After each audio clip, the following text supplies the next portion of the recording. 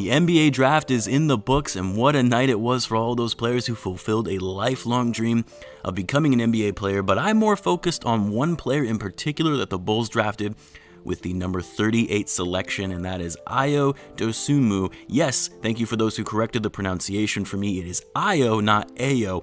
And I put out a quick video last night on this pick and mentioned that, I'll be doing a little more in-depth video on what this selection can bring to the Bulls and also what it means for the construction of the roster going forward. And that's what I want to talk about in this video. So what's going on, everyone? You are listening to Bulls Central here. Hope you're all doing well. Now, as I mentioned in my video from last night, there was a talk about a month leading up to the draft that Ayo could actually potentially be a targeted selection for the Bulls as he was slated to go in the early second round. But as we neared the draft, his draft stock quickly started rising, so much so that it was thought he would likely not even be available by the 20th pick. There was even talk about the Golden State Warriors and that they were interested in selecting him with their 14th pick. So as soon as I started hearing these reports, I thought there was no way that he would be available for the Bulls to even come close to selecting, and started looking at other guys like Juwan Bargarin, AJ Lawson, Sharif Cooper. And as the picks started coming in, I kept waiting to hear his name be called, especially as we started reaching closer and closer towards the end of the first round. But nothing. And sure enough, we got closer and closer to the Bulls pick. His name wasn't called, and when the 38th pick came in, the Bulls snagged Dosunmu and landed themselves a Chicago native. Now, I'm going to explain why I think this was a steal of a pick, how he fits this roster, and the implications this has on some of the other guards on this team. So I'm sure some of you might be asking, well, how did a guy that apparently is this good, as people are saying he is, slide this far in the draft? And I think it's for a couple of reasons. One is, and I think this is the main reason, is that, he's a little bit older. He's a third-year college player. And as I mentioned in last night's video, some teams see this as a downside because players with the most talent and potential enter the NBA very early, often at 19 after their freshman season, as that potential is realized early on, or they already have shown to be NBA ready at an early age, like 19 or some even 18. Not only that, but teams more often than not want players from the earliest age possible to develop them and have them grow into NBA players as quickly as possible. So the fact that Ayo is a 3-year college player at age 21 was possibly a detriment for him and why teams decided to pass on him earlier in the draft. The other factor that I think hurt his draft stock, which I personally don't think is a big deal, but he didn't do all of that well in the NCAA tournament. And of course, a lot of players' draft stocks are focused on how well they do in the postseason. Whether that's fair or not, that's just the fact of the matter. Some players' draft stocks rise substantially or fall substantially depending on how they perform in the tournament. But hey, I'll take it. I mean, this is a player who clearly has the ability to start contributing right away in the NBA. Now, I want to be very clear because I see a lot of you guys in the comments saying that this kid solves our point guard problem. He's already better than Coby White. He's going to be a star in this league. And I want to be very clear that yes, this was a great pick for the Bulls. And I really do think it was a steal in the fact that we were able to get a player of his caliber with his skill set so late in the draft with the 38th overall selection. But we need to manage expectations and understand that he is not the answer to our point guard situation. He will not be our starting point guard in this upcoming season. I'm not saying that he could become our starting point guard later on down the line a few years from now if he can develop and continue to get better and exceed expectations.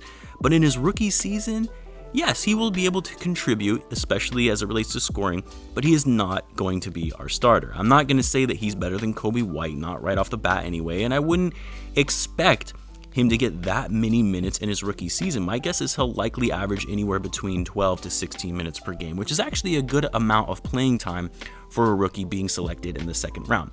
It would be different if this was the Bulls after the season in which they traded Jimmy Butler and Zach Lavine was out for that first half of the season, still recovering from an ACL injury, and they had just drafted Ayo then, sure, he would have gotten more playing time because the Bulls didn't really have anybody, especially at the point guard position.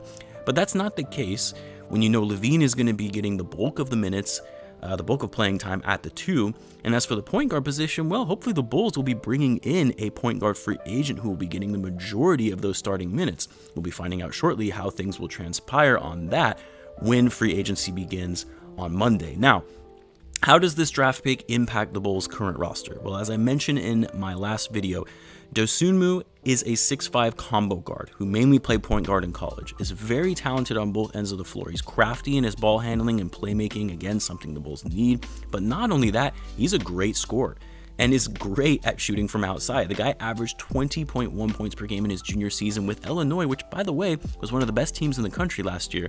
Averaged 20.1 points per game on 39% shooting from 3 and 48% from the field, which is fantastic efficiency for a guard. Not only that, but he also averaged 6.3 rebounds and 5.3 assists, very capable of putting up triple doubles. And he's also a solid player defensively in being scrappy on the court and guarding the perimeter, which I think has been the biggest knock on a guy like Coby White, who, yes, is a good scorer, but is not a good defensive player. And Satoransky, really, the Bulls have struggled on perimeter defense in this past season. That includes Satoransky as well. So Dosunmu is finally going to be able to give you some of that. Now, as this roster currently stands, with the addition of Ayo, you now have 4 point guards with Coby White, Tomas Satoransky, and Ryan Arcidiacono, and now, of course, Dosunmu.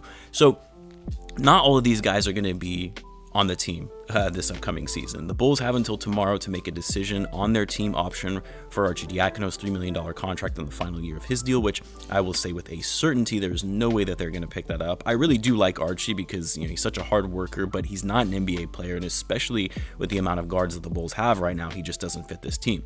Then the Bulls also have until Sunday to decide whether or not to exercise Tomas Satoransky's partial guarantee on the final year of his contract, which is worth $10 million, or they can waive him, free up cap space, $5 million worth of cap space, or potentially trade him and get the whole $10 million off the books.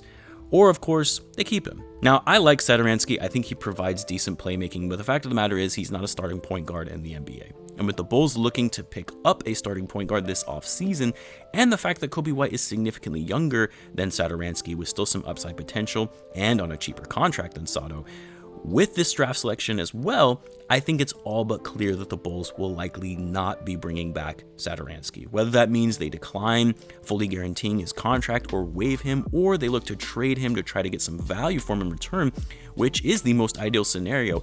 And there have been reports of a lot of teams interested in Satoransky because he's a good veteran point guard who can give you some playmaking off the bench. So hopefully the Bulls can find a trade partner to get an asset in return and get the whole $10 million off the books rather than waiving him and still having $5 million of his partial guarantee on the payroll towards the salary cap. So in summary, as far as this pick of Ayo and how that impacts this roster, you're bringing in a combo guard who actually has the ability to be a solid two-way player in the NBA. This means Arcidiacono is gone, which was really already to be expected, and likely means that Satoransky will not be returning to the team.